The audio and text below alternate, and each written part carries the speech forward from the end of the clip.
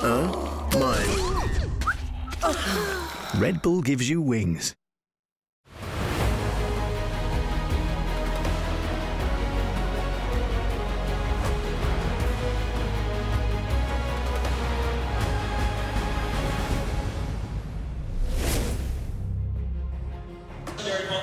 Thank you very much, guys. Lira here, and I'm joined by FLICKR after the amazing first victory of SK Telecom. Thank you very much for joining me. Thank you, Jason, for being with us as well.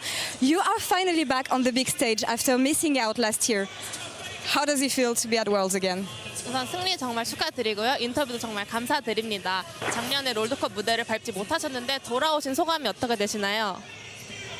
네, 어디 뭐가 할까요? 네, 작년에 롤드컵 진출 못해서 굉장히 아쉬웠었는데 이번에 다시 월드에 올 수 있어서 정말 기쁘고 첫 경기를 또 승리로 가져오게 되니까 더 기쁜 것 같아요. So I was really sad to miss Worlds last year, so it's really good to be back and also to start up. AJP, it's Trevor 1. Awesome. Well, I mean, for those who didn't see the LCK this year, you had a pretty good run at MSI. How did you evolve since MSI? 그럼 이제 LCK를 다 챙겨보진 못하는 분들을 위해서 이제 MSI 이후로 이제 어떤 식으로 좀 더 변했는지 알려주세요. 네, 그때 G2에게 저희가 패배한 후에 굉장히 좀 다양한 전략들을 저희가 시도를 해봤었고 그리고 여러 가지로 그들의 플레이 스타일에서 많은 것들을 배운 것 같아요. 그래서 저희가 더 발전할 수 있었던 것 같아요. So after losing to G2, we actually tried a lot of different strategies and learned from their style. So we were able. Hey, producers, it's Trevor 1. Well, looking forward to seeing all of this soon. Now, last question. I don't know if you saw, you're back, but most of the EU teams were expecting you to be back, and they're ready for you. They want to take you down once again. So is there anything you want to say to them? 유럽에 오셨잖아요. 그 많은 유럽 선수들과 팬분들이 이제 또 이제 한 번 더 페이커를 잡기 위해서 지금 열심히 기다리고 있는데 영어로 메시지 한번 부탁드립니다. 그들을 위해서. 네, Hello, EU fans. I'm back. Thank you very much, FLICKR. Thank you very much, Jason, for the translation. Now back to you guys. Thank you very much, Lira. I think he was talking to us. What do you think? Welcome back. Welcome back. I love it. So Lira was giggling. I was scared. He's a man of his word. when and he's damn. smiling in those interviews right after that game, why would you not smile after a game like that, Vedius? Yeah, what a debut for FLICKR, right? There was a lot of question marks around how he would perform coming back on the international stage, and I feel like that he proved and demonstrated what the man was capable of. Fantastic game one from him. I think FLICKR might be a good mid laner. He might be pretty good. Might be pretty good. Maybe based on what we've seen, would some say that he was the best performing? Oh, don't you start this discussion. Oh, God. The validation for the one. list coming through already. Well, yeah, we just saw Fnatic and SKT kick off the group, and now it is time for Clutch Gaming and RNG. Now, for the LPL Powerhouse, this tournament is about securing the only title they are missing. They have a very full trophy case, Raz, but no world title rather yet. Yeah, 3 LPL championships, 2018 MSI championship. They had that golden road during 2018, and so the expectation was that they would be able to nail that one last thing. Now this is the second opportunity. Now remember, going into 2018, they wanted to solidify that super team. They already had the 4 members on the bot side of the map, but with the retirement of Xayah and Letme, ended up bringing in Langx, and he's actually been doing phenomenally well during the playoff stage. So as you can see them right in front of you, Langx for me is the person that I want to watch the most just to see how he can play amongst these incredible players, specifically Uzi. Yeah, because that's my question. You say he's a phenomenal top laner. Does that mean we're going to see carry performances, or is he just slotting into the RNG system? And that's what I've noticed, kind of the end sentiment there. And it's one of those things where watching RNG, you kind of put on your wish list, what about a bit more gold for Langx on the top side? When he was known as Xiaohu, he was one of those promising top lane carries on Suning and other teams. And then you look over to the mid lane, Xiaohu has actually performed in carry games in summer season, but when push comes to shove, when the titles are on the line, Uzi is hovering up CS, and you're much more likely to see Xiaohu on that supportive karma. Exactly. I'm always concerned when it comes to international time because Xiaohu came in as the dark horse for MVP of the split in summer split. He looked incredible. But at the end of the day, you have full faith in Uzi to be able to perform. They put all resources into him. And as you can see, going up against Huni, a lot of dive threat that he usually ends up picking up. Yeah, indeed, that top lane is so interesting, as well as that bot lane. We talk about Uzi so much for RNG, but I think we also need to talk about that bot laner for Clutch Gaming, Cody Sun, who's been putting up phenomenal numbers and has really been a staple for Clutch. How is this bot lane matchup going to play out? Well, expectations are that things are going to be tough for Cody Sun. Remember that he, along with Sneaky and Doublelift, are the mainstay AD carries that often represent North America and have done over the last 3 years. And I think that for many fans who wanted to see him perform last year, they now get to see him do it again, except it's going to be up against a very challenging opponent. And while he had a fantastic play-ins, the question is, can he keep up with the likes of an Uzi? And at the end of the day, when you look at Clutch, they set up the dominoes with Huni and Damonte playing a pretty proactive, gank-heavy style. They like to rotate. They like to really play topside early. But they knocked down those dominoes with late-game Cody Sun when they played those scaling drafts they did against teams they outskilled, especially domestically.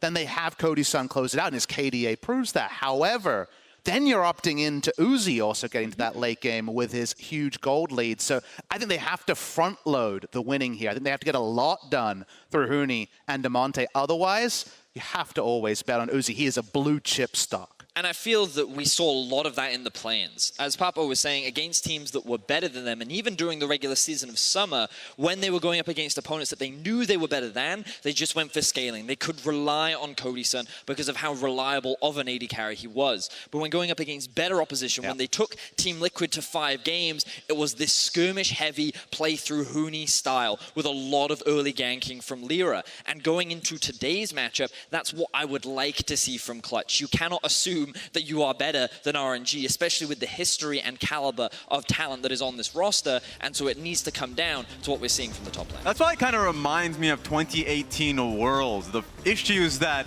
RNG faced was they're going up against a hectic team playing through their solo laners in Vitality. And it's the similar playstyle that I expect to see coming through from Damonte and Huni. The Rumble comes to mind. Certainly, if the Qiyana is left open, RNG will be shying away from that. Damonte will look to prioritize that. We hear a lot of lanes that can be looked at for this one, and definitely that bottom lane. But Papa Smithy, if you look at the stylistic matchup between these two, what for you is the most important thing going into this game? I think this is a game that I feel like will be pretty clear from pick ban. Can Clutch Gaming set up those potential outscale winning lanes in the side lanes? Get the one of Huni or the one of Damonte and a 1-3-1, a really preferential matchup. Because if they're just farming it out and RNG see a late game, I think their win rate skies over 90%. It's so hard to bet against RNG in the late game. And even just looking a look at the roster there, there's a lot of confidence that Vulcan has through his Thresh play.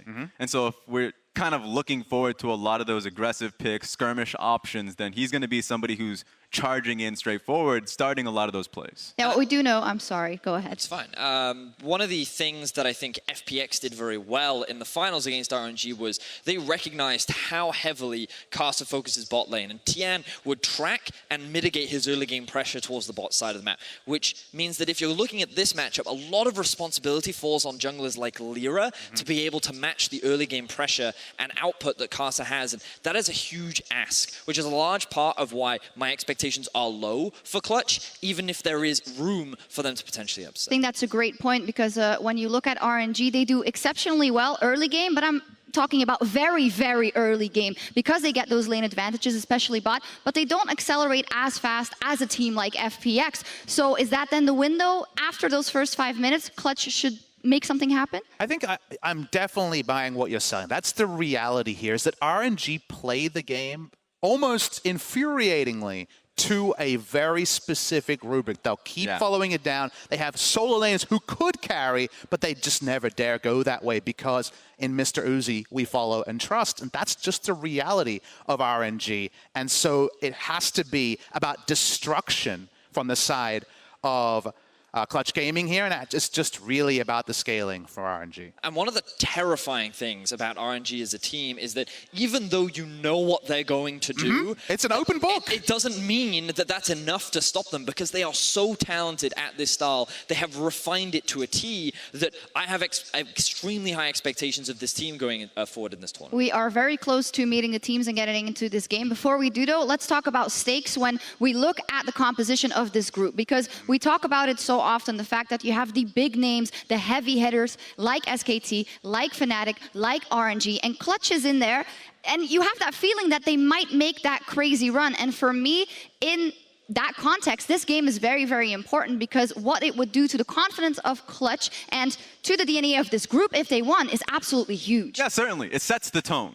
And you need it from a team like Clutch coming into the tournament. And so going up against RNG, I know a lot of people, when we talk about stylistic matchups, I think this is a really good one for Clutch simply because they know what they should be throwing, like what punch they should be throwing. They have their targets on Langx, and specifically, I would say Karsa as well if he ever finds himself on the top side of the map.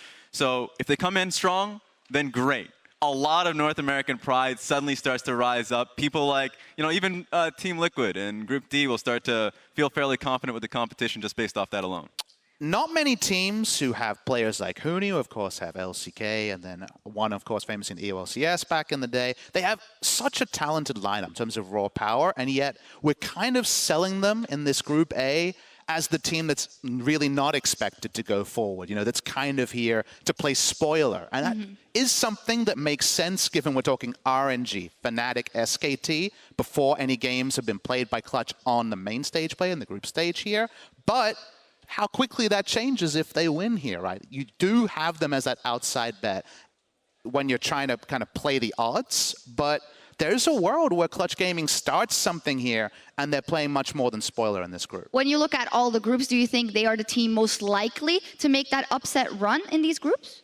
Well, I feel that a lot of the different groups have a lot of potential upset. But if I was to look at a team that really surprises, then Cloud9 is automatically the default, just because I have very high expectations of a player like Svenskeren, and I feel that he is the best performing jungler in North America. So especially in that group, with the likes of Jankos and Tarzan being there, I think he can really showcase what he's capable of and create some crazy upset. I think Group B, it's FBX and then kind of reviewers tilt to who you like there. So I think they have to be, by definition, the most open group. But I just think for Clutch, they're definitely not here just for an experience, 6 games, go home, like other teams have been talked about in the past.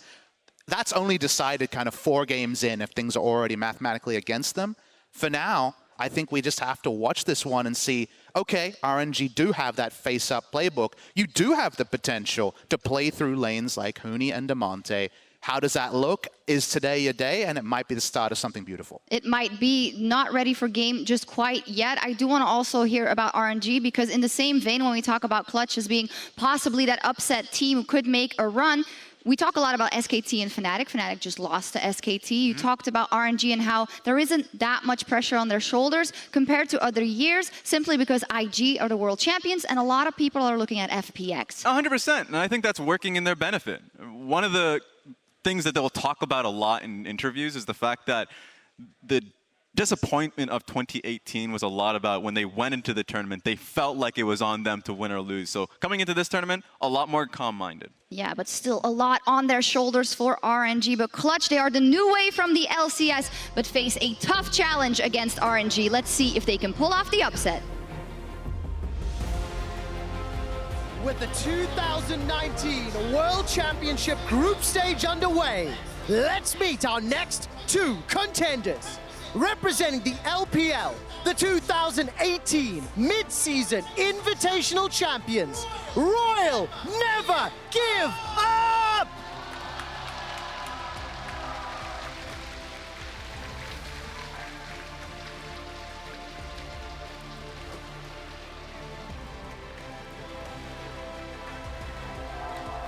In the top lane, Langx. Jungle, Karsa. Mid lane, Xiaohu. Bot lane, Uzi. Support, Ming. Coach Stake and substitutes Love, Xayah, and Wink. Let's welcome their opponents from the LCS and qualifying to the play-in stage knockouts, Clutch Gaming!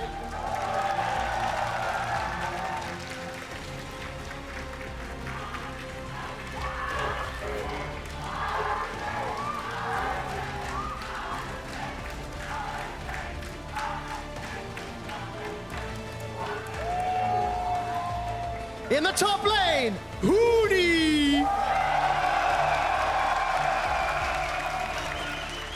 Jungle, Lira. Mid lane, Damonte. Bot lane, Cody Sun.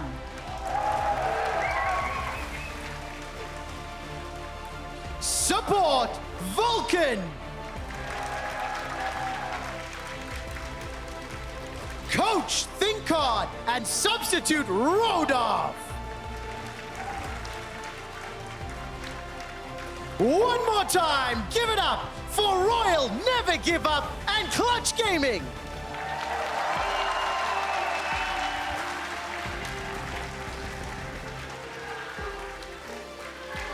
Thank you very much, Quickshot, and welcome to the Karsa Desk for game number 2 of the day.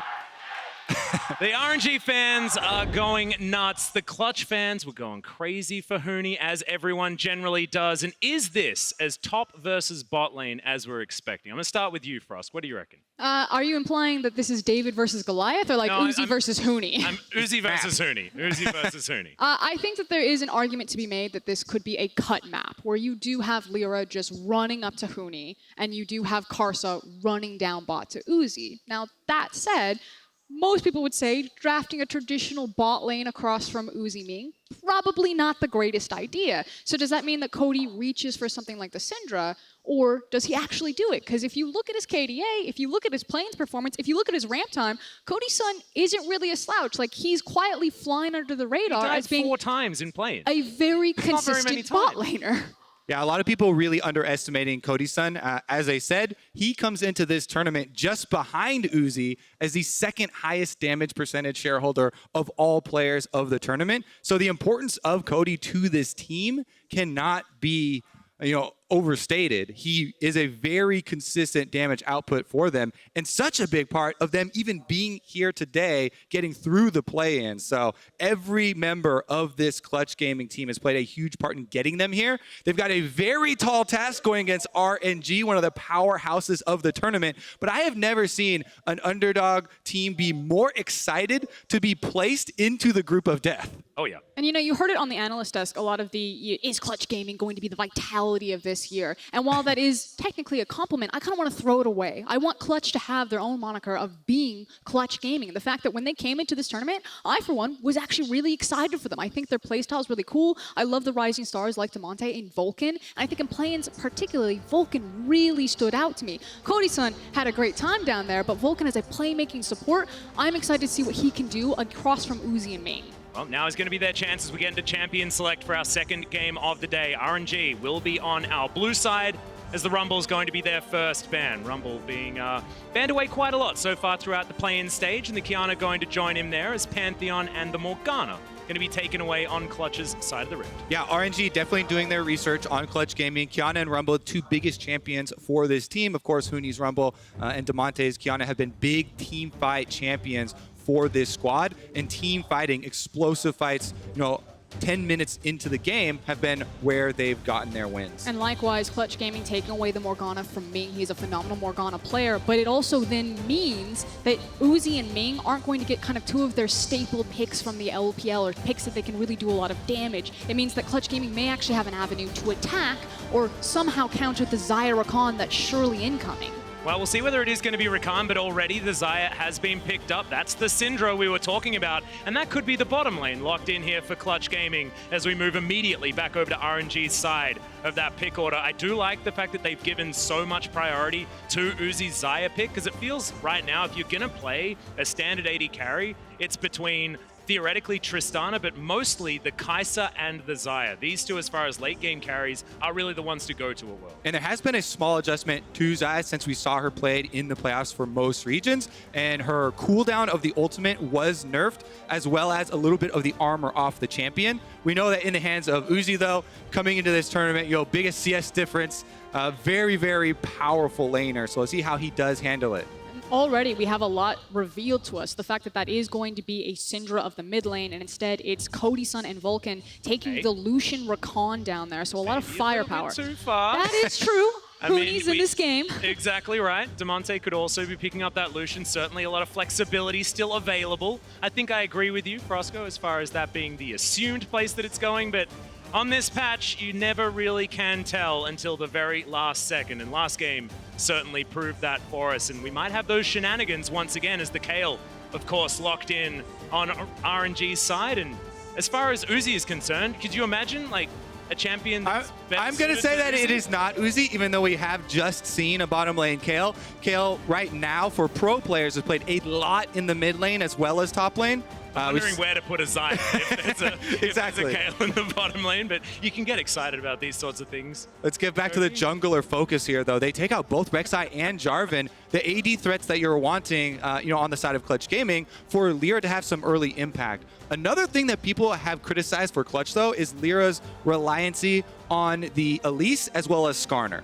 And Skarner is still available, so that's something they could fall to, but it's not going to be it. They want to turn up the pressure with Nocturne. Vedius would be shouting for a solo lane Nocturne, but I'm going to say this is a high chance of it being a jungle Nocturne for Lira. This can just be so dangerous, pending what that last pick is for Clutch, however, because you are now giving full reign to Karsa between levels 1 and 5 to just attack this map on a pick like his Lee Sin. He is an incredible Lee Sin player. Well, there's the Blitzcrank locked in here for RNG. That looks like Xayah Blitzcrank will be on the bottom side of the map. Twisted Fate is a huge pick here for either side. That Paranoia plus the Destiny Gate combo is so huge globally. For Clutch Gaming, if they can get it.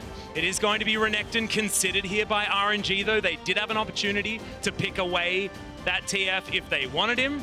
And now Clutch will see whether they pull the trigger on a whole lot of different global options here for their composition, which I would love. They've been very clever at navigating early games, and I think that's going to be even more important against RNG that feel like a freight train. Exactly. The last pick here for Clutch does need to be something that can come online fairly early for them. It also has to be something that can either pressure a Kayle top or deal with a Renekton top, because Kayle and Renekton, again, can be switched between mid and top lane. So Huni goes with an all-purpose pick, Gnar, something that has been rising in priority.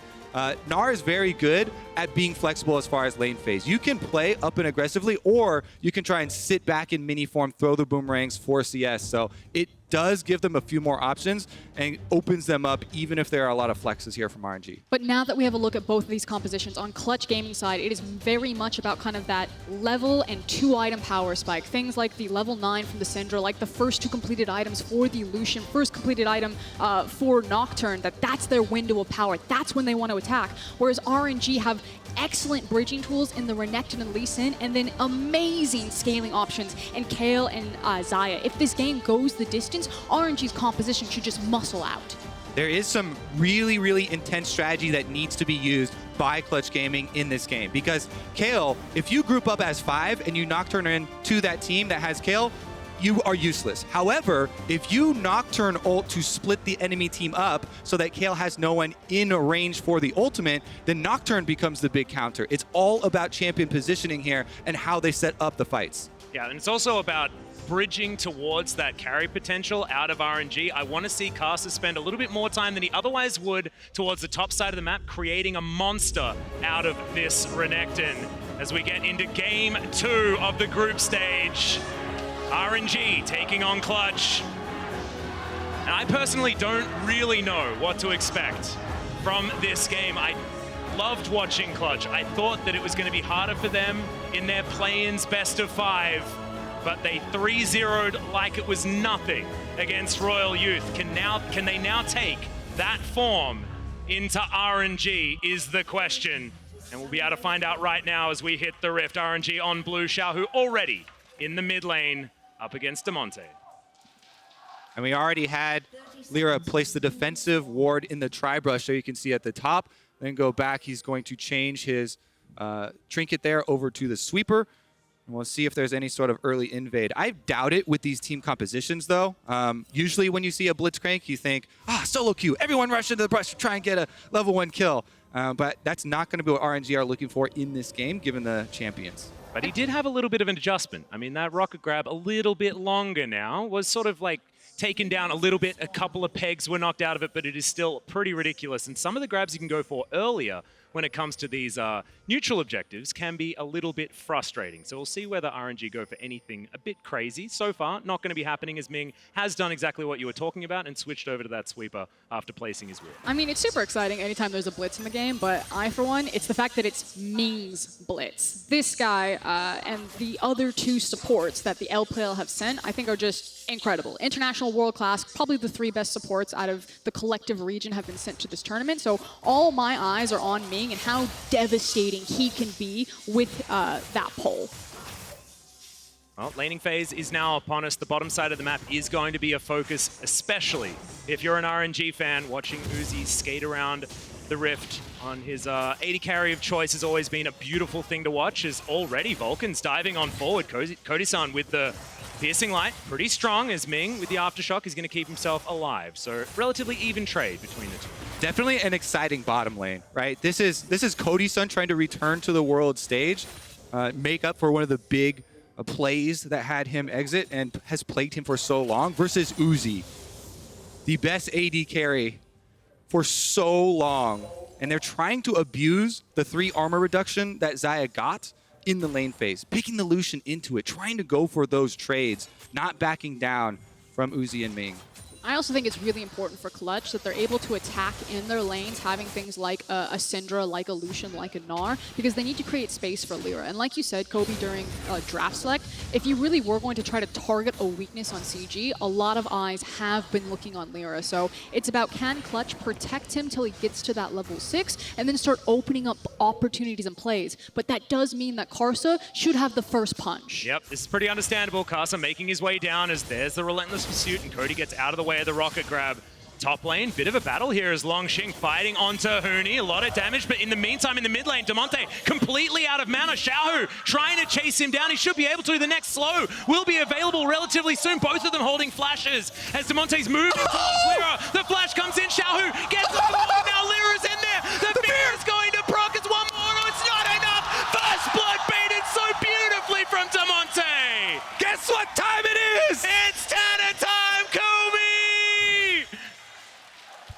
A huge swing there. We just talked about how important it was that they were going to have to protect Lira, that they had to be strong in their lanes, and RNG overreach, and Tanner Time closes the gap. I mean, we're memeing about it, Tanner Time. He was just running for his life. No mana on Syndra. Hey, the right direction, all right? This is what you call, again, trust in your teammates. Tanner's like, hey, Lira, I'm coming over. I'm bringing a friend. We've got a Kayle that's going to flash over the wall. Is that cool? Yeah, it's cool. I got the smite, and they're going to finish up the red buff. And Xiaohu's like, oh my goodness, I better finish the job here. Damonte getting into the brush, the fear proccing at just the right time. So much tension in this early game play. Oh man, that was an epic bait on Damonte's side. That's all I'm going to explain it as. Definitely nothing up to chance in that moment whatsoever, as RNG do have the push here towards the bottom side of the map. Probably not something that Xiaohu's going to be too upset about. Not having a flash is I'd be pretty upset. I should be very upset about that, actually. Well, I mean, theoretically, yes. However, he's Kayle, so he's going to be okay, is what I'm saying. Yeah, I agree with your assessment if he can bounce this wave. But if it stays locked here and Lira gets level 6 and Xiaohu still doesn't have access to flash and he's looking across from a Syndra, that actually then is very punishing because you overreach so much to try to get the first blood, and then you can be punished again when Nocturne decides to ult you. And game state continuously has to be reevaluated here. Two things happened there. Not only did Damonte get the first blood money, he got the extra experience for it and didn't have to use teleport to get back to lane. Xiaohu has had to use both summoners here. So the Kayle already having to deal with a deficit, and it looks like Clutch Gaming will use that extra pressure to team up once again, go for the deep invade, and try and cut off the bottom lane to open up Cody Sun and Vulcan to continue doing their work, try and play aggressively down there. It's going very poorly, though. Uzi is slamming them in CS so far, with just the one kind of pass by for Karsa. Even though the hook didn't land, it did make Cody Sun and Vulcan back off the wave, and they have subsequently lost quite a bit of CS. Well, Karsa's actually towards the top side of the map. Huni looking for that hyper proc will get the extra movement speed, but the stun is going to land, and Karsa immediately puts Huni in the ground. Teleport now he's going to come through, and Damonte finds himself 1 versus 2. He thought his Gnar was going to survive. The scat of the week is pretty good as Lira is eventually going to turn up, but there's the Ruthless Predator, and there's Langx picking up another one. one on the top side for RNG. Yeah, you cannot cancel teleports any longer, so Damonte trying to protect his top laner there. Starts to teleport for Huni, but he gets bursted down in mini form. Very nice execution from Langx and Karsa to get that kill, and turning it into then just a Syndra teleporting into your waiting arms with no flash means it is 2 kills for RNG. They immediately take back the early game. Yeah, it was just, this is delicious. Thank you for the free food right here, as Damonte is like, Lira, yeah, that's a no. remember when I came over? How about you come over right now? And then Lira very quickly changes his mind and doesn't double or triple down, excuse me, into this one. Yep, the Umbra Blade's not quite enough to lock down any sort of the kills. Lira does go back relatively close to the Warrior Enchant, but now 1-0-1 for Karsa, his Lee Sin that we know so well from many different teams that he's been on the world stage. He's now set up to really get himself through this early game. And I want people to kind of cast their mind back to what happened to RNG when they were looking for their old golden road and fell short on the world stage to G2. And it was the fact that they were attacked in the solo lanes, that Xiaohu and Let Me did not have the performance that they needed on the international stage. This iteration of RNG with Langx is different. That will not happen. This guy is a carry-oriented top laner, and even though RNG don't usually play through him, in a play like that right there, you can see how different this team can be on their next berth at Worlds. Yeah, very good job for Karsa to recognize the open gank on Huni, even though Clutch Gaming had invaded on RNG's red side jungle and place down those wards, he still is able to get the gank off on Huni, get behind him, and completely turn this game around, because not only, again, did they get that kill on Huni and burn the flash, but they got Damonte's teleport, which brings the mid lane back in line. Well, Langx taking a bit of damage here onto Huni. It looked like a decent trade, but when you're a lumbering crocodile and you need to get out of the way of this little rat throwing his boomerangs around, it does become a little bit more difficult. Lira up towards the top side, Paranoia in hand. And there is the crush. Huni was looking for the Gnar into the wall, but not quite in range to get that one done as he shoves this wave in. Yeah, Huni was looking for a potential opportunity to try to use that Paranoia, but I think that Lira was actually just there for security, hovering underneath Huni while he was pushing the wave, trying to get that bounce so it's in a better spot. And this is something that I want to draw attention to with Huni as the tournament goes on. He's actually really smart about what he does with his time and making sure that he's always getting something from Clutch. You don't necessarily have to just sit and camp his lane for Huni to be effective, because he makes sure that he plays weak side really well, he plays strong side well, and any opportunity that he has, he's ducking into the jungle and trying to find information for his team. Now you can see Karsa has moved ahead of Xiaohu, who was sitting at second on gold despite the little mishap in the earlier stages of the game. He does have the Kleptomancy, so will have a bit more money, but Damonte still has the most money in the game. Karsa was also just seen on a ward, so Clutch Gaming know that he is top side. They have a good 30 seconds before he gets back out onto the field, and I like this call. They're trying to actually use that information.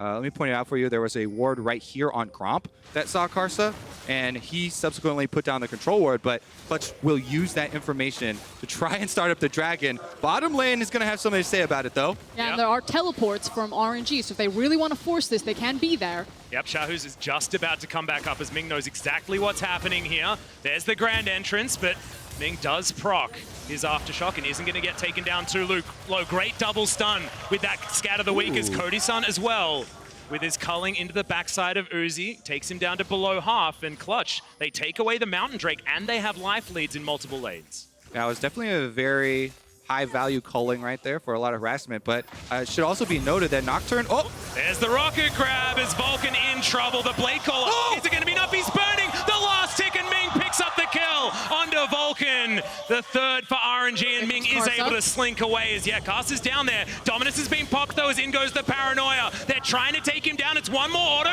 Make that two as Huni will get the Mega Gnar. Doesn't even need it, and they get the dive on the top side of the map as Damonte lands himself a nice stun in mid lane. But trading pressure across map. Now, it is going to be plates for both sides, as I believe Huni will also push in that wave top. But now it's the question, who can carry harder? Is it the fact that RNG, the plan went according to how they want? They got everything into Uzi's pocket. They ganked his lane. They're now forcing this down, whereas Clutch are trying to get everything that they can on the top side of the map. That wouldn't be a Clutch game without the Rift Herald being started up as well at around 10 minutes, and Lira is going to be there. His mid laner did have priority, so they're going to easily be able to grab this as Langx gets up towards a turret that has minions already attacking it. And RNG, no strangers to giving up Rift Herald. RNG have the lowest Rift Herald control in all of the LPL. They've got just over 30% because of their focus on the bottom lane. Again, this is going according to their plan. Bottom lane dive, lining up right now. RNG, go for it! In goes Karsa, gets the mini stun into the wall, but Cody Sun has to dash all the way out. Xiaohu moving on forward as Huni trying to dive in. The Blade Call will be available as there's the Divine Judgment. Uzi just uses it for protection, goes down to 200 health, but Clutch unable to capitalize on the struggling AD carry on RNG's side here after that exchange. Uzi still held on to his flash, so he's really trying to bait Huni in to try to commit to that one, but they should be shoving it in and looking for their resets, while Clutch Gaming are just trying to stop the bleeding down here. Yeah, with that teleport from Huni bottom lane, it allows Renekton to push in on the turret. Langx getting multiple turret plates for himself during that disengage. And unless Clutch Gaming use that Rift Herald on the push, either bottom side or mid, they're not going to get the money back. And I would love to actually see them use it mid to make sure that those plates go into Syndra's pocket. I think Damonte really needs to stay ahead of the clock as far as Syndra is concerned, because a lot of her power is in her ability to assassinate 100 to 0 someone. And if you have the superior itemization, the superior levels, it makes it that much easier. I think the really frustrating thing for Damonte is, if the Divine Judgment is used well by Xiaohu, he can deny any ultimate that he's going to press. They have to force so many different things if they're going to stop Uzi and Xiaohu from being frustrating, as that rocket grab grazed the backside. I mean, I'm really the little Gnar. glad that you bring it up, Max, because if you look at multiple champions across some RNG, Damonte doesn't have great targets. There are defensive tools pretty much across the board, and it was lucky thinking that it was going to be in the mid lane, but I do like the fact that Clutch are going to try to push through on the top side and match, again, split map. We talked about it in Champions League. It's literally happening right here. Yeah, we could get a double charge as well from Shelly, so a bit of extra value. That inner turret not going to be repairing itself as Langx gets up, but Shelly is already there and takes half the health bar off this inner. So I don't mind that idea. You know, you get a little bit more bang for your buck.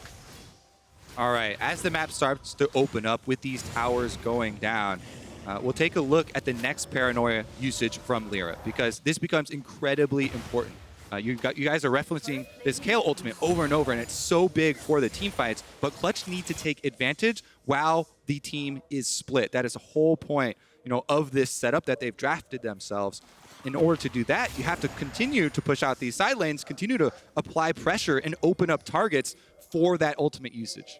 Now Damonte moving towards the top side. You can see Langx just going to be pushing that wave out. They do have a couple of plates they can pick up in the next 5 seconds, but not going to do so. Langx is going to head home, and Clutch move their bottom lane towards mid to try and get some control. And as we're cresting the 14-minute mark, the plates are going to fall down, and RNG have weathered the storm pretty well in this early game, and now are out with a 1,000 gold lead. Always scary territory, especially after listening to what the analyst desk had to say about RNG's control when it comes to moving past a mid game. But we talked about kind of where the windows of power were for both those comps. You talk about RNG weathering the storm. Kobe, sorry. I know you can smell it. You see the completed Luden's Echo. You see the fact that Lucian is sitting on one item. You know that Lira is looking for that that ultimate, the fact that they are in their window of power. Clutch have this kind of 7-minute moment where they can want to strike at RNG. All right, the moment is approaching, and so is Cloud Drake. There's the rocket grab. Oh no! It is going to be the ultimate utilized, so the Blitzcrank stays alive for so incredibly long, and Huni couldn't even get the ult off. There's the kickback though, they're trading. It is going to be a lot of damage. Dustspring is going to finish it off there, but Lira sacrifices his life. It's 1-for-1 when it comes to the junglers, but Huni was for free at the beginning. Huni getting bursted down there. No Mega Gnar for Clutch Gaming. Really good focus by RNG to finish him off, make sure he doesn't transform. If that Mega Gnar goes off, the team fight is completely different. But RNG, precise in their execution, and are awarded the dragon on top of it. Basically outplaying that window. Like you said, the fact that Huni just pop goes the weasel before Gnar is even able to make an impact in the fight. And because RNG are winning fights when really they shouldn't be, if you look at the compositions, now this gets really scary for Clutch. The next team fight has to count for them. The only lucky thing is that it was a Cloud Dragon and not something like an Infernal or a Mountain. And it was almost way worse there as well. As you saw, Karsa's kick was in line to kicking 3 people. He was going to have knock-ups everywhere, but the flash from Damonte kept him alive towards the back end. And I told Eli during that team fight, that rocket grab went to Narnia, as our friend Ejim would say, but it didn't matter because RNG got that bait that they wanted. All right, after the reset here, they do have the teleports for Xiaohu and Damonte, but both of them have to be a little bit careful about pushing out the waves. As you can see, they're going to get their own control wards basically around mid-turret right now, try and reset their footing. And who's sort of fighting for initiative at this point? Because I feel like Clutch will be on a timer against RNG anyway, but I'm looking at a Xayah and a Kayle, and I'm thinking that Clutch really need to try and put their feet down in this mid-game, in this 15 to 30 minute mark to really try and close it and at least try and get themselves a Baron in this moment. Would that be a correct assessment, guys? I mean, maybe not the Baron at this moment because it's 17. I mean, not now. I mean, you can't get it now, but you know what I mean. No, but I like your thinking. For me, it's really looking at Damonte and Lira and kind of what these two champions are doing on the map, because I look at Nocturne and Syndra at this point in the game, I'm like, they're probably the strongest champions right now, the kill pressure that they have, but Lira is actually being used kind of as just a shadow. He's playing Peter Pan to Huni, and Cody's left by himself. Yeah, he is able to dash out of the way. Was respecting the rocket grab, most definitely, and you could see, able to deal with the minion wave nicely as well. Clutch keeping that one very healthy in the mid lane is Kobe. Yeah, keep your eyes on the rage bar for Gnar, because this is one of the biggest things when selecting this champion. It's one of the biggest things that we saw in the last team fight that you have to work around. RNG actually played around it better than Clutch did last time, taking advantage of Huni while he did not have rage built up. Currently, he had just built some up there, but they called not to go for the initiation and lose out on a lot of turret health in response. And we're seeing one of the advantages to Blitzcrank here is that when you get to walk up and there's no enemy wave in front of you, just the threat of ripping someone off of the tower means that Clutch basically have to give away a huge chunk of the health on mid lane tower. So Ming being very threatening by not even just throwing the hook, but threatening that he could. Really aggressive positioning from him there as well, as he got the rocket grab as the Relentless Pursuit was used, so dodged a lot of culling damage there as well. As the blue buff is going to be stolen over the wall and very comfortably grabbed there, as everyone's getting flashbacks to their solo queue games where there's a Blitzcrank picked up and they're just incredibly tilted at the very beginning. As we approach the mid game here, we have to look at how key the usage of these big ults are going to be. For Clutch Gaming, if they don't get an engage with the Rakan and Gnar ultimate, it is going to be so difficult for them to deal with the defensive cooldowns that RNG have drafted themselves. Xiaohu and Uzi, both with self-peel ultimates for themselves, on the side of RNG, make it a big war between the offensive cooldowns versus the defensive ones. And currently, they're trying to gain some ground with the control wards to get the initiative advantage for themselves. Without that, it's going to be so hard, to find an effective flank. And as you can see, Ming has a bounty on his head. He's a 2-0-1 Blitzcrank. This bottom lane from RNG has not been the focus on Clutch's side. So we can safely say that Clutch has been focusing on getting their solo lanes ahead. As you can see, Damonte does do a fair bit of damage. But is that going to be enough moving out of this mid game towards the late game as we get there? I feel like they're playing very safe, and you were telling us that the chaos style of this paranoia, and then you can get that big burst damage down while it's dark for everyone on RNG's side. I think that requires you to make some moves and make some decisions that Clutch just can't seem to find. Well, Clutch are, as Kobe pointed out, trying to dark the map for RNG so they can try to find these opportunities. The last time RNG were actually sieging, though. Oh no, wow, Lira, brilliant spell shield timing. As that sweeper almost turned the lights out for them as well, which would have been ironic for a Nocturne, of course. But RNG are going to be okay. There's the flash rocket grab. Ming is going to miss it. As now Huni with that Mega Gnar available. Not a time that RNG really want to fight, but it looks like they still kind of want to. They're just going to wait out the Mega Gnar. So RNG see that Huni has gone into Mega Gnar. They're now just going to disengage. As soon as he drops, then they're going to poke in their head and look for another engagement. So Clutch, if you're going to take this, you better take it now. Yep, this could be the timing that they're looking for, as Huni is going to run out of that Gnar bar, and now RNG feeling a little bit more safe to group up as far. They are going to do so. Don't find the rocket grab once again, does Ming. Everyone seems to have an ability to move out of the way of that one. I think he's got to start focusing on Damonte with the rocket grab. I think he's the least mobile. Yeah, trading flashes Blitzcrank for Syndra is always worth it, because now the Syndra is going to have that reliance to be able to get out next time. It looks like they're going to give up the Dragon here for RNG and opt for some turret gold for Xiaohu instead. They really want to fund this Kayle. Again, going for the Nashers into Rage Blade build, already level 11, is going to be a big threat for the team fights. Only 4 more levels to go. One of the key differences between RNG and other LPL teams is their ability to trade objectives. We think about LPL teams as always looking for the fights, but RNG will always wait objectives if they want to fight for them. And in that case, when you lose vision control over a Cloud Drake, but you see that you have complete control over the top side of the map and the tower, they'll always go for that. So they are much more a controlled, macro-oriented LPL team than some of the other teams at the international stage is used to seeing. That being said, speed is utilized by the Clutch Gaming draft very well here. If they can get Huni into position with the Gnar quick enough to be able to use that effective ultimate, then that could be a game changer for them.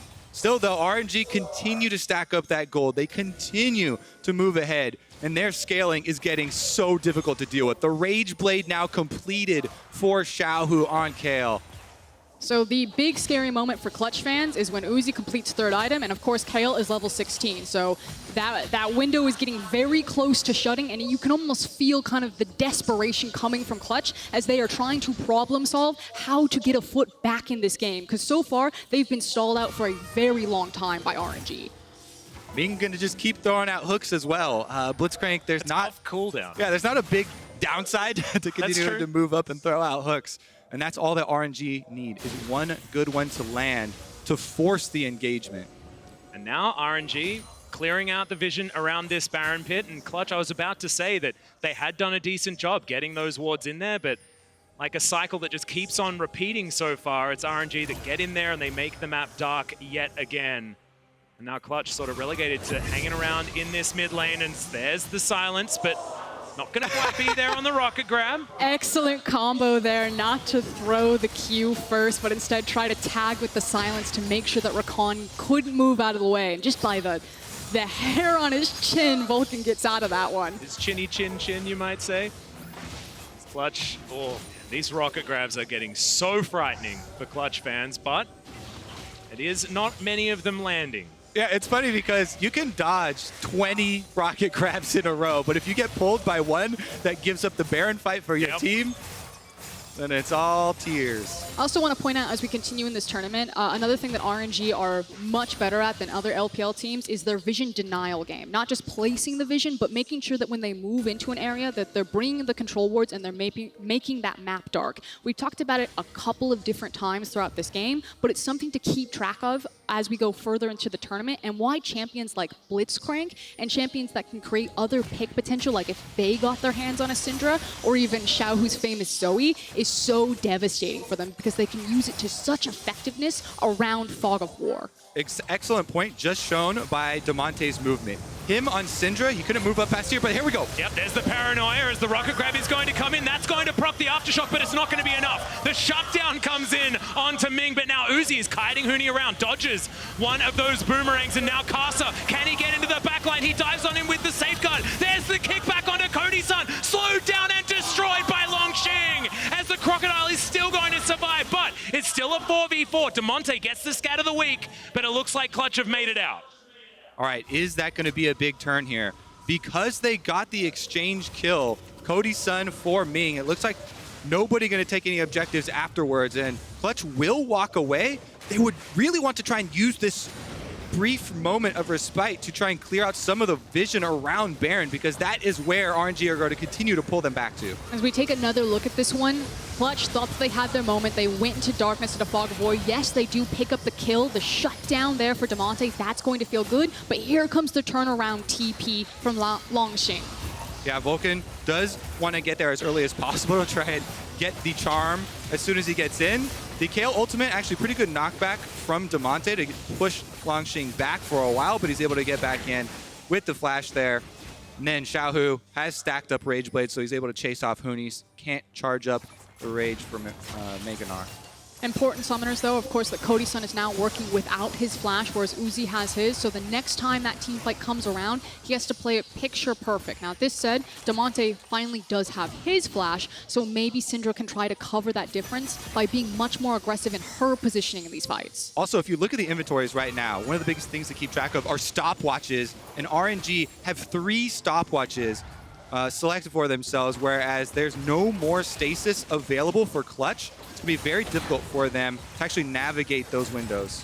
Clutch now trying to play around Ming, making sure they have minions in the way so these rocket grabs aren't going to land. They're forcing. Pinging the Baron, yeah. Yeah, another Cloud Drake going to be taken, but if this is traded for a Baron, definitely worth it here for Clutch. Again, Huni's going to run out of Gnar right now, and after you run out of Gnar, you're starved for Rage. You can't generate any more for a while. That's going to give RNG the Drake as well as the positioning on mid lane. They don't have to go to the Baron. They're going to try and force on the tower and dare Clutch to start it. Well, looks like they have. As you can see, the Baron has been started. The rest of RNG are going to move on over. It's very dark in that pick, but it is going to be a 50-50. Can Karsa get on in there is going to be the question, as now the rest of RNG in position. The turn, there's the quickness. The burn, is it going to be enough? Yes, onto the Blitzcrank, but can they find the team fight? Lira gets in, gets out again. The flash now from Huni, but doesn't get the stun onto Langx, and now Xiaohu, a gigantic beast, has found himself 2 stragglers, and the divine judgment onto Langx means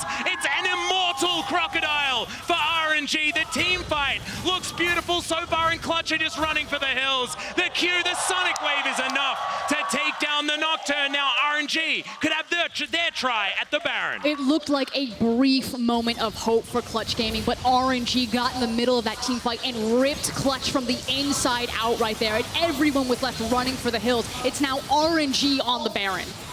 Here we go. Clutch Gaming coming around to answer. They don't have a smite. Their only hope is maybe Damonte stealing it over the wall with a Syndra burst. Yeah, certainly does have a fair bit of damage as Langx gets over the wall. 3 members of Clutch there to greet him as Karsa locks down the Baron. Can they find a team fight? Looks like no, as Clutch keep 3 alive. Karsa's the Beastmaster. If he's in the pit, he gets the monster. Okay, got it.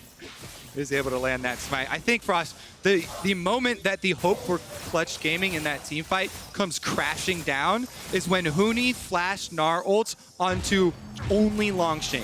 That opens up the entire backline of RNG to move forward. If they don't have to worry about the flash Gnar ultimate, then they move in, the Kayle charge up, Uzi comes through, and they absolutely run Clutch Gaming off. So Clutch did get the upper hand early on with the kill, but I think they got a little bit too hyped up in chasing forward and focused a lot of their resources on their Renekton. And again, we have so many of these team fights, just like in the previous game, where it's kind of coming down into micro decisions within the team fight that is breaking everything open. And RNG's ability to play around a Gnar as kind of a staple champion in the LPL is exceptional today. Oh, the rocket grab's gonna land this time, and Uzi picks up the kill under Cody Sun. There's only so many times you can relentless pursue out of the way of that rocket grab before it's gonna finally hit you. And of course, Ming has thrown out so many this game. And with the Baron buff, RNG will take mid. They will take mid inhibitor. They also have bottom lane minions moving up. They are going to destroy so much of the Clutch Gaming defenses in one fell swoop. Yep, feeling like cooking show League of Legends here. The minion wave I prepared earlier moves towards this next inhibitor turret. They'll take down 2 inhibs already, and still 2 minutes left on that Baron buff. This is a huge power play as in goes Karsa, but he gets knocked up. Divine Judgment has to be invested, but it does keep the Lee Sin alive and gets RNG out of there with the prizes they were looking for. Yeah, very, very swiftly take out 2 inhibitors for themselves and leave Clutch Gaming reeling with only defense on their mind. It's now a 10K plus gold lead in favor of RNG. We talked about it at the beginning that their composition really runs away with the scaling now that they have level 15, soon to be level 16 Kayle, and 3 items plus defensive on Uzi's Xayah right now. This feels pretty buttoned up from RNG. Yeah, I was going to mention that actually before, but we didn't really get a chance. There was too much fighting, too much sieging going on. We had to check out that last team fight, but Uzi's items are yeah, they're pretty impressive at this stage, and it looks like we've crested the top of this volcano that is RNG's start to Worlds in 2019. As far as that gold graph is concerned, rest of the team now, we still do need to cross the T's and dot the I's on RNG's side. Clutch could try and pull something out. They're not called Clutch for nothing, but it's looking really difficult. And as Kobe's been talking about in these team fights, it's all about Huni. Can you get that 5-man Mega Gnar? Can you just immediately burst someone with the Nocturne and the Syndra on his CC and playing around this Rage Bar? So there's Mega Gnar again. Can they find the fight they're looking for? Yeah, look at the countdown on that Rage Bar. Clutch, this is the time that they have for trying to engage a fight. They really can't do it without Huni and his CC available, and it looks like it's worn off. They're just going to dive on underneath. They know exactly what the thing is here as Ming throws out his ultimate Divine Judgment on him this time, as well as Damonte delivered to RNG with a bow on top. Down to the GA as well is Lira, as the rest of the Clutch Gaming squad are running towards the fountain. I don't even know whether they're safe there as the minions, there are so many of them knocking down these Nexus turrets. RNG making a statement in their debut game at Worlds 2019 will destroy the Nexus and join SKT as 1-0 in this group. RNG coming out looking very strong here. Xayah bottom lane for Uzi, mid lane Kayle as well, scaling up and adding to that security that they know they can rely on later. And they didn't have to change anything. This is the RNG that we saw domestically in the LPL, and it's the RNG that makes its birth now on an international stage. And this is a team that it feels like at least the global community is not really focused on. It's all FPX, it's SKT, it's G2. It's IG, you know, this is RNG coming in as sort of the third thought from China. FPX with so much of that excitement and anticipation around Doinby making it to Worlds, and somehow it's RNG that's feeling like the third fiddle from China, which is just insane. Given the pedigree on this roster, China looks very, very scary, and I don't think people are going to be sleeping on RNG for much longer after that performance. But I do want to say, guys, RNG were allowed to play exactly the game that they wanted to, and I'd expect that other teams here at this tournament will not let them just comfortably go into a 2v2 like that and allow Uzi to roll over the top. This is certainly going to be a very exciting group, and can't wait to see the rest of it, Atlas. Yeah, I kind of agree. I think that maybe you change up something for Lira. There was a lot of bans that were thrown at Ming in particular, and he was still able to find the Blitzcrank after what? 1, 2, 3, 3, and 4, because Rakan was taken in first priority, take away from Ming. So maybe they don't overlook Blitz. Maybe they don't ban the Morgana. They instead take it themselves if they want to give away the Blitz. Who knows? Yeah, I certainly think there are still some options, but for more on that game, let's check in with the State Farm Analyst Desk. Thank you so much, Atlas, and welcome to the desk. Indeed, RNG coming out with a fantastic first game at Worlds for them. When we look at the picks and bans, I want to go straight to Vedius because there was a Nocturne, but in fact, he wanted to talk about RNG's draft specifically. So what I loved in their bans was initially they showed a lot of respect towards Clutch Gaming. They took out the Rumble, they took out the Kiana, they took out Elise. A lot of the early game comfort playmaking champions that this team is known for, RNG showed that respect. But then you see a draft where you're like, okay, they have a pretty strong bot side of the map with Xayah, Blitzcrank, very easy to play around. And then they lock in the Renekton with Elise in. And immediate thoughts are, okay, you would think they would play through top lane, but this is RNG. They're going to play through the bot. What surprised me was how much they actually did play through the top lane, set up Langx for success, and he had a great game overall. And Raz, I want to ask you, because we talked before about RNG, we said very bot focused, yet Langx is in there and he's a great player. Is this what we can now expect from RNG going forward? Yeah, a little more love to the top side of the map, because what we saw for the first, let's say, 10 minutes was that it felt unassisted in the bottom lane of just Xayah being able to take up, in just terms of CS difference, right? He was doing well on his own, while now Langx was set up to succeed, and we need to see more of that. But on the Clutch side, the first round here, Syndra Rakan, that's a pretty standard red side first round. We'll see a lot of teams do it. I'm not a huge fan of it for Clutch, specifically because they end up here with mid lane Syndra, which I think will be kind of the modus operandi. There'll be some bot lane games expected to be largely a mid laner, and it doesn't really fit into this destroy the game through top side the map style. You know, you think of Kiana mostly when you think of Damonte as a pop-off, maybe an Akali. But in this game, was kind of marooned in this extended laning phase against the negating Kayle. I guess in this particular case, you look at Xiaohu and you're like, well, you upgraded from Karma to Kayle, but it's pretty much the same idea here, largely just an ult bot as the game went on. And just the way it went, they had very few ways to stop this becoming kind of what we dreaded, which is it extends to late, RNG have Uzi, and they close it out.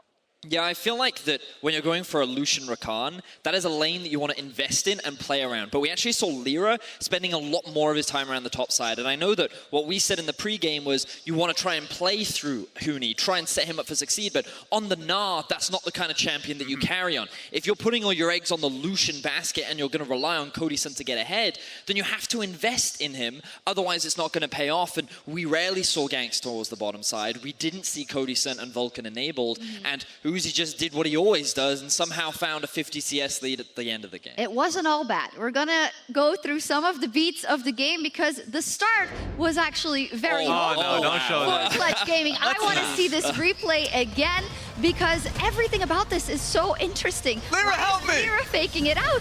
Does Xiaohu think he has it? What's going on? I mean, it starts with Damonte trying to push in with no mana, and then he would die if they had infinite time to run, but the flash over was a bit of yakety sax, if I'm going to be honest there. But up the top, the one gank that really shifted this lane was killing Huni, and then I thought Damonte's teleport was a little bit too late. Yeah, the good news is that it is Tanner time in the group stage. The bad news is it only lasts about 2.5 minutes because boom, he dies. And immediately you get that fear when you watch that game because all of this Uzi talk always. And now, as you guys said, the gank is coming up top lane. That Renekton is getting strong. That instills you with fear if you're Clutch. Yeah, because I know you guys referenced it earlier, the fact that RNG can just rely on their late game scaling and through the Xayah and all that, and the Kayle, but the fact that you now have a fed Renekton, a Blitzcrank who's rolling, that is honestly, you can't really contest him. Even if he uses his W, gets slowed down, the Kayle can always send the ultimate and they can commit to the fight, so there's no way to really punish it. So a lot of the early game activity, especially off the Lee Sin kicks too, so they always had an option early on in the game. Yeah, but you know, Clutch still got some objectives in the Dragon. They got the Rift Herald. They were able to get off a little bit of push. And the thing is, when you get to this mid game as Clutch, you have all this information because you know that RNG likes to play this way. Is there anything you guys think that they could have approached differently in the mid game? For Clutch, yes. I think they could have just been way more aggressive. I think that when you're at a deficit and you're running a Lucian, there is a timer on the clock. We didn't get to see a single Gnar ultimate used. And you could argue that that is because RNG is playing well around it, or you could argue that Clutch is not forcing enough. And I felt often the time we didn't get to see a lot of the dives outside of, oh, Ming's there, we can catch him out of position, and often he was the only one dying on the side of RNG. So I wanted to see more of this firepower from Clutch. And the telltale part of the game for me was when they were assaulting the mid lane turret. We see Blitzcrank press W. Everyone has to hijack out. They get half a turret health on one Blitzcrank speed up because that tells you that there's no pressure points on the map for Clutch. They can't even walk up to mid lane wave. At that point, the Gnar wasn't in a position to assault the Renekton. And that's when I felt like the lifeline of Clutch was really starting to slip away. There was a point in the game in which I felt as though they were a little bit too slow to the punch, specifically talking about Clutch and being able to set up vision around bot side when they can be playing around the Dragon a little bit more heavily.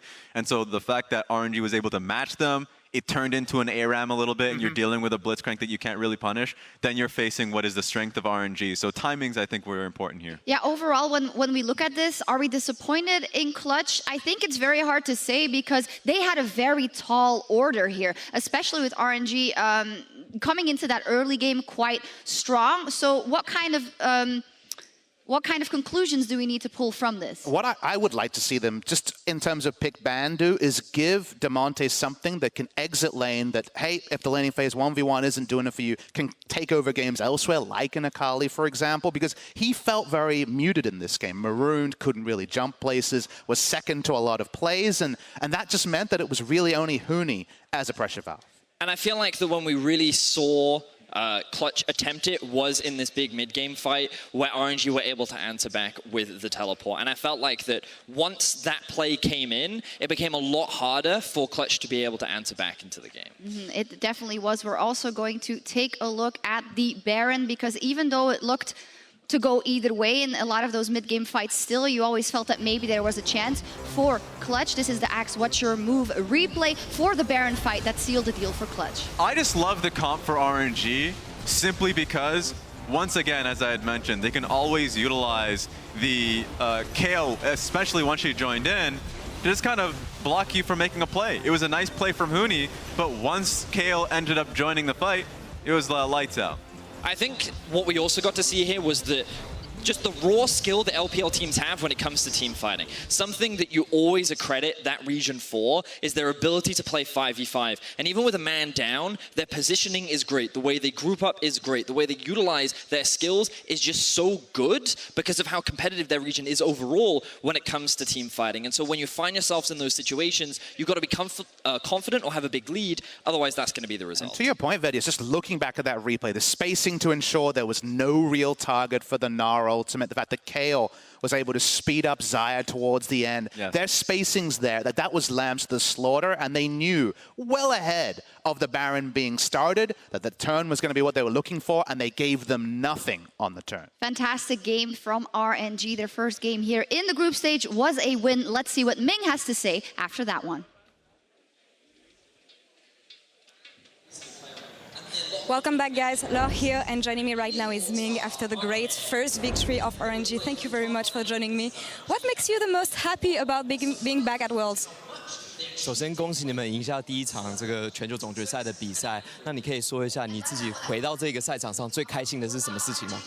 就这个比赛赛场就是代表着一整年的努力嘛，然后可能在这里边比赛的时候会让我更加兴奋嘛，而且有一部分就大家一起在。真的一整年努力完的回报就在上面展现出来一整年的成绩吧。So this entire standing on this stage represents this entire year of hard work for us, and when we play on this stage, it makes us especially excited to be here. We really want to show us what we prepared for the entire year, and it's really good for us to get those returns and results as well. And I'm really glad that you guys are back, and especially in Europe this year. Now, talking more about the game. Looking at the early game, it looks like Clutch Gaming understood how you work, playing more towards the top side. Excuse me. How did you come back on top in the end? 回到这场比赛的话，就是回到这场比赛的话，看起来好像 CG 很了解你们的游戏风格，然后他们是比较针对你们的上路在进行攻击的这样。那你们是怎么样回到这场比赛掌握节奏的？我觉得就因为他们下路抓我们是感觉抓不了我们嘛，就应该我们下路两个也不太会给机会现在嘛，然后他们是。后面的话，上路因为他们可能想Huni是节奏者嘛，所以我觉得他们应该会一直针对上路打。因为我们觉得我们中间发挥起来的话，后半段应该是我们来掌管的。So in terms of our bot lane, we don't feel like we would have been ganked. We're very careful in that lane. And for CG, their big difference maker, their tempo leader was Huni in the top lane. So they try to attack that point often very frequently. But we knew that if we could go through the mid game, then we would control the tempo in the later stages. Everything under control then now. About you and Blitzcrank, you have a lot of responsibilities playing this champion because you're the pressure holder of the front lane. So tell me about it. 玩机器人这只角色，你身上会有很多的重担，因为你同时又要担任前排啊，又要抓人干嘛的。你可以跟我们讲述一下玩这只角色的心得吗？就这个英雄的话，就感觉你 Q 有些时候要可以 Q 嘛，勾不到人的话也无所谓。但是我觉得就给压力会给别人对手压力会很大。然后我觉得玩出来的时候就看你，我觉得玩出来的时候就应该自信心应该蛮大的嘛，所以我觉得不太害怕那些，所以我还是蛮自信的。So in terms of Blitzcrank, a lot of the main point is you have to give pressure by throwing your Qs out. A lot of times you're not going to land it, but it's all about the pressure. And when you do finally land it, it's a huge confidence booster. So that's why I felt like so confident playing this champion. And you guys did it amazingly. Thank you very much for the interview, and congrats again on a big victory. Thank you, Clement, for the translation as always. Now back to you guys.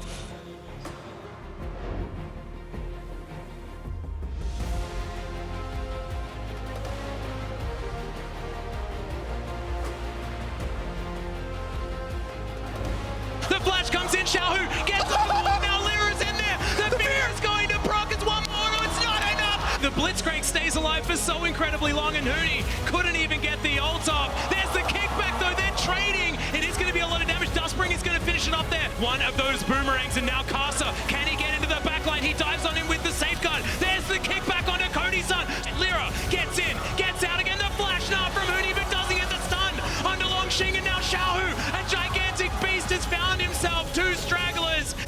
to dive on underneath. They know exactly what the thing is here as Ming throws out his ultimate Divine Judgment on him this time, as well as Damonte delivered to RNG with a bow on top, down to the GA as well. It's RNG making a statement in their debut game at Worlds 2019. Will destroy the Nexus.